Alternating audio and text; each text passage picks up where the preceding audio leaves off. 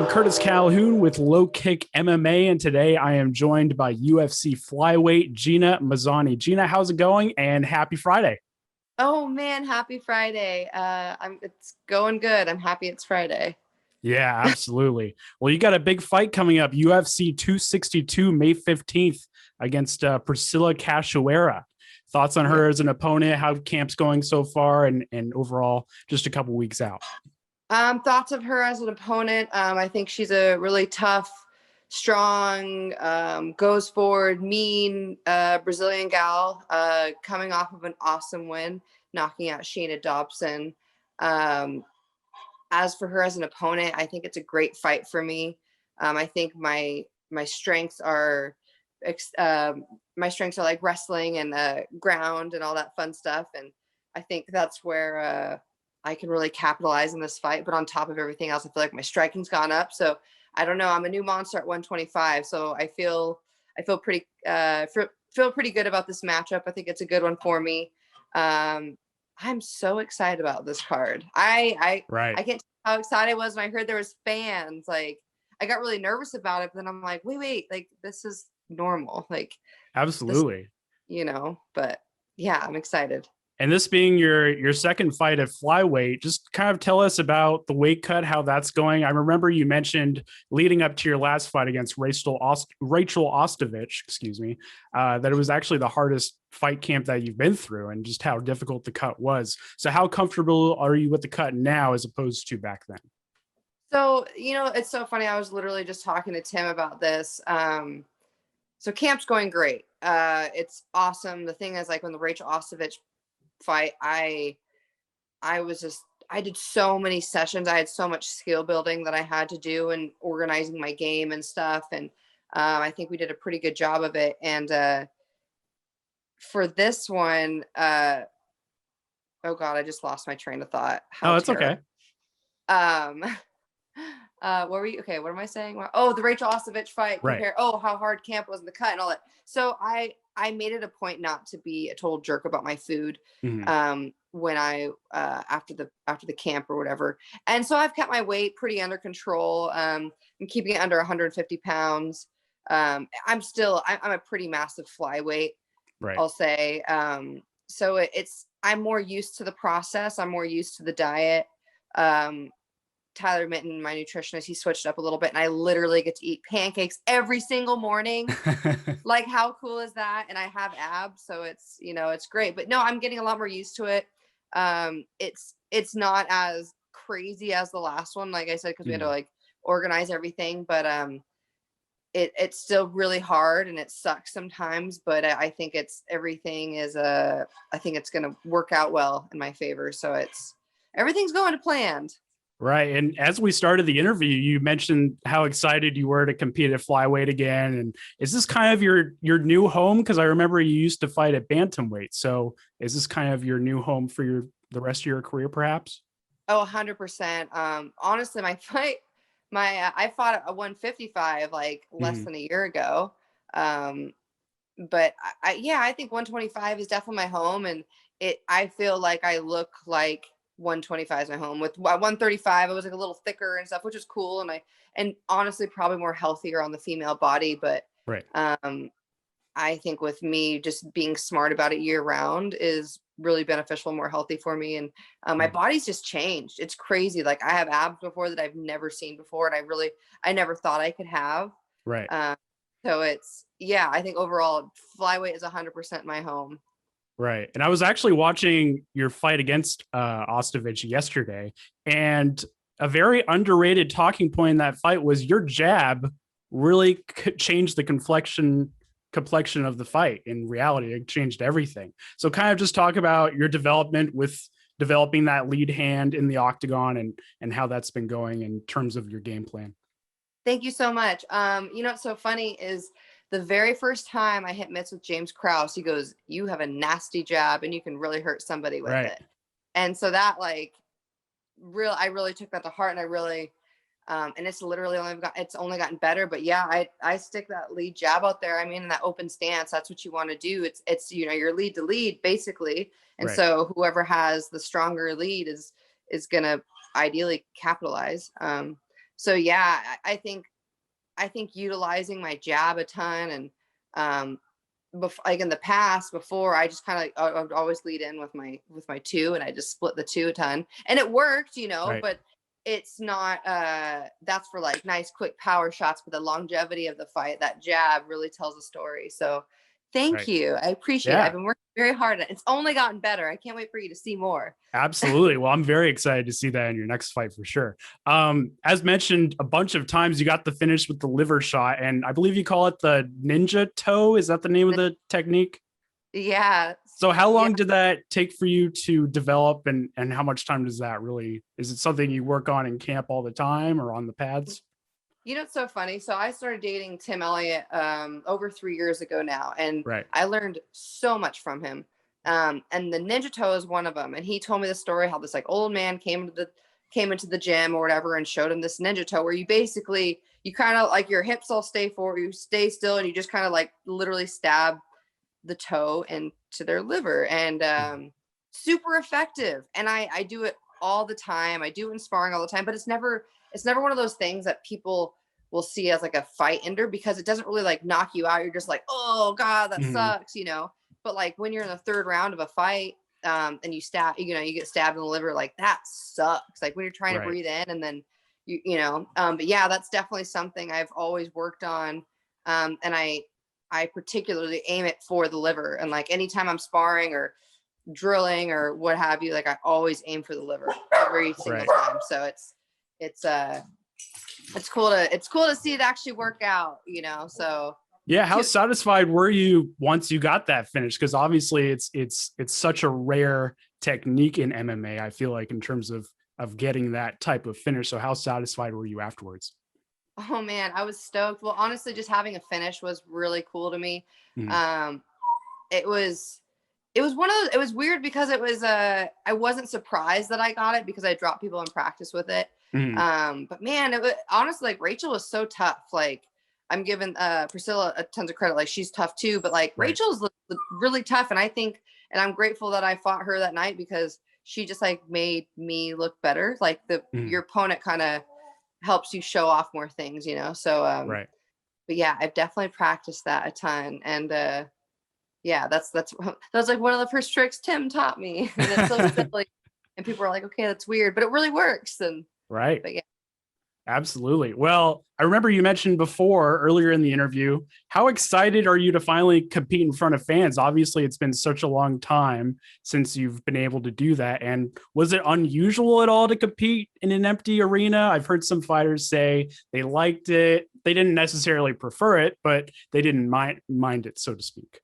Yeah. So the first time I fought with no fans, it sucked because I lost, but was one of the big things. But I don't know, it was just weird. Like when they announce your name, you expect it to be like, like Gina Mazany, and you hear all this stuff. But it's like Gina Mazany, and then I can hear like my feet on the canvas. I'm like, this is bizarre. But my next fight with James was like, it felt normal because it was nice, because I could hear him. I could hear her corner. Right. It was a really fun experience, because I felt like I was a lot more in tuned. Like sometimes you'll have these sparring matches at the gym, and you'll hear someone cornering them, and your corner, like you can hear everything, and it's nice. Like I remember in the Rachel fight, her dad was like, "Oh, she's tired," and I was like, "I'm not tired," like it. And I like it. Like it gets me acting up. But anyways, but having fans is great, and I'm really excited about that. I think more than anything, I'm excited to just perform and have one of those fights where people are like, oh my God, I saw you in Houston, and you were fighting that Brazilian girl, and you just like knocked her out. It was cool. Like I want moments like that for the fans. Like I'm because I feel like I'm at that point where I can perform and do big things, and big things are happening. And yeah, I don't know, I'm excited to like entertain and especially during these unprecedented times too. I feel like that's really important. Speaking of your coach, talk to us about the move to Glory MMA in Kansas City, Missouri, and how you've been adjusting to that since we last spoke with you, and just kind of the overall impact of having James Krause as your coach.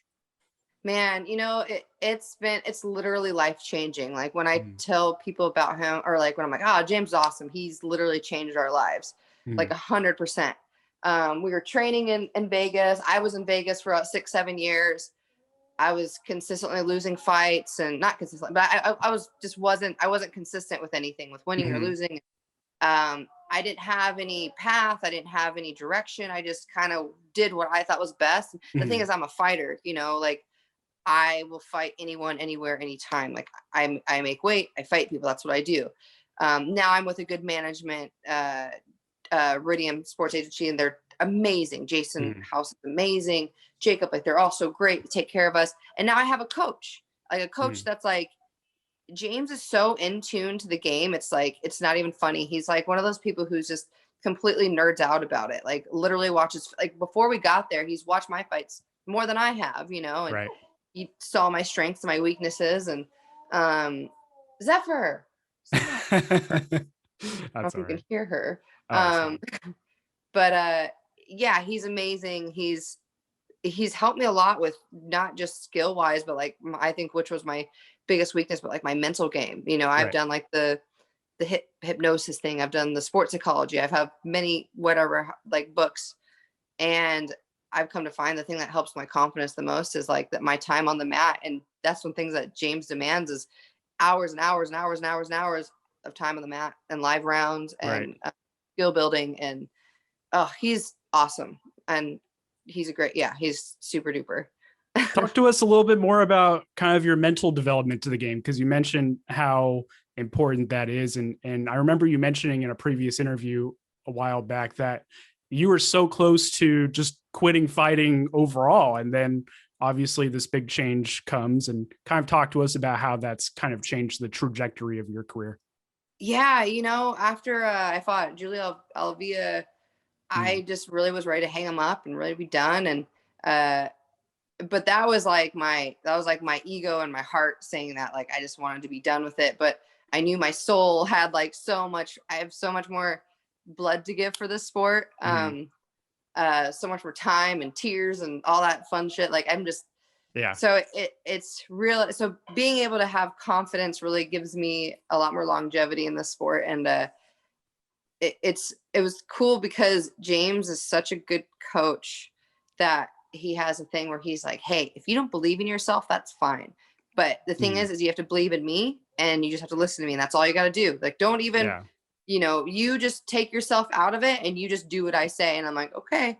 Right. And when I felt like when I was fighting, it was like a video game. Like it was literally like James was the guy, the UFC controller, and I had my energy levels Yeah. or whatever. But you know what I mean? It was like, Right. say like put your lead hand out there. I'm like, oh, my energy level's low, so okay, now I can do it. So it's Mm. yeah, he's awesome. But yeah, And yeah, and he's helped my mental game a million and a right. half. And speaking of which, just how brutal is a James Krause camp? Because I remembered you mentioned that you did 4-a-days leading up to the Ostovich fight. So kind of tell casual MMA fans just what that's like. It's we have a lot of people coming into town to train at Glory MMA with James. Mhm. And I think one thing they they're kind of surprised about is how much live we do. We go live at least 3 times a week, but it's, well, actually more than that. But it's just a lot. Like I'm okay. Right. So my Rachel Ostovich, on Mondays I would have 4 sessions, and it'd be like a thing where it'd be like pro practice, and then and then there'd be 25 minutes of live, and then I would have 30 minutes of skill building, and then I'd have another pro practice, and that'd be about an hour, and then maybe 15 minutes of live, and Yeah. then one more skill building practice. And it was just like consistent. But the thing is the way that we train and we drill, we're not, I mean, knock on wood, like we're not getting injured. Like we're able Right. to go and train that much. And he's really cool about who you go with. And some gyms, there's a lot of ego, and you try to like beat up the bigger guy, or it's, the competitiveness is still there, but it's not like, I know my friends in the gym aren't trying to like legitimately hurt me and Mhm. knock me out and make me not be able to fight anymore, Right. which is great because not a lot of places are like that. Mhm. Some people's egos are bigger than other people's dreams. So it's just like, whatever. But yeah, so the James Krause schedule it's very hard, but the nice thing is you can't help but have good cardio by being on it. So yeah, absolutely. And how important is it for you to have your fiance Tim Elliott in your corner for your fights? Obviously, that's got to be a big thing when it comes to competing. You know, it's so funny because at the beginning I would kind of fight it a little bit, but I now I love it. Like it's great. It's this is really weird. So I always used to bring like my baby blanket to all my fights. I still do, just because, like, keep it in my bag, like whatever. But now I feel like Tim's kind of like my safety blanket, to where if I'm like, I'm freaking out right now, I can just like look at him and he knows, and then he knows what to do. And he knows what I'm going through because he's gone through it. So it's really freaking cool, really something special. It's nice having, it's really cool dating another flyweight and just understanding like what we're going through together, and being able to switch off the roles. Like right after my fight, he's going to be fighting in 5 weeks. And I know what's going to happen is I'm going to finish this fight, and, you know, I'm going to take probably a couple days off, and then I'm gonna be back in the gym because I got to be there for my man, like just the way he is for me. So it's really awesome. It's really hard at times, but it's genuinely all worth it.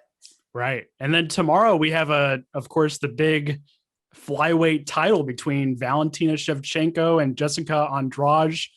What are your thoughts about that fight, predictions, and how do you think it plays out? You know, I love Valentina. I think she's just a gem. Like there's not a lot of like really clean fighters, I feel like, in the entire fighting world, but she is so technical and just so like, she makes everything so perfect. And like, I've had opportunities to like see her train at the Performance Institute, and just seeing how she trains and stuff, she's awesome. However, Jessica Andrade is such a wild card, like such a wild card. She's so explosive. She's so strong. She hits so hard. She used to fight at 135 pounds, and now she fights at 115.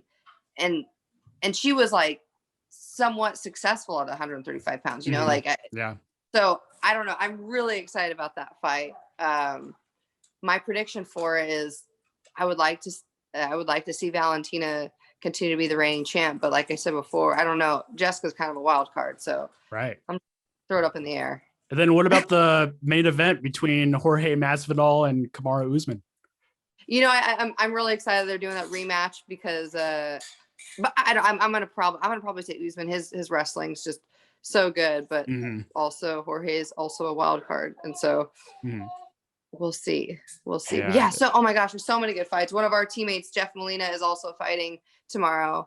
I'm so excited to watch him fight. He is such a talented dude. And he's good. He's good. Oh man, just top to bottom, that whole card is just completely stacked. You got Anthony Smith, Chris Weidman. I mean, it's easy. And I believe that's the first live event too. Yep. Jacksonville, so Florida. Cool. Yeah. It's going to be awesome. an awesome night of fights. Well, before we go, give you the last word, promote your social media, shout out to any sponsors if you like, and the floor is yours. Thank you so much for having me on. If you want to follow me on social media, I'm heavily on Instagram, Gina Danger AK. Come watch me fight May 15th. Big shout out. Hey, what up, Tim? In the background. Video. That's my man. He just bought me a go-kart yesterday. Oh man. That's really awesome. Cool. It's not for me actually, but whatever. Oh, okay. Big oh man. Did you hear that what he said? No, I couldn't make it out. Oh, he made a comment on my driving. He said he said women can't drive, but I think it's more so. Oh, gotcha. Anyways, big thank you. Big thank you so much for having me on. Yeah, shout out absolutely. To my coaches, James Krause, Grant Dawson, Austin Ford, my man over here, Jason High. Oh, he's so great. Man, we have such an awesome team. Let's go Jeff Molina. I'm excited to watch him. UFC 262. We are looking forward to it. Thank you so much for the time, and I'm sure we'll talk to you again soon. Heck yeah. Thank you so much for having me on. Make sure to subscribe to the LowKick MMA YouTube channel for all the latest news, event previews, and interviews with some of the biggest stars in MMA.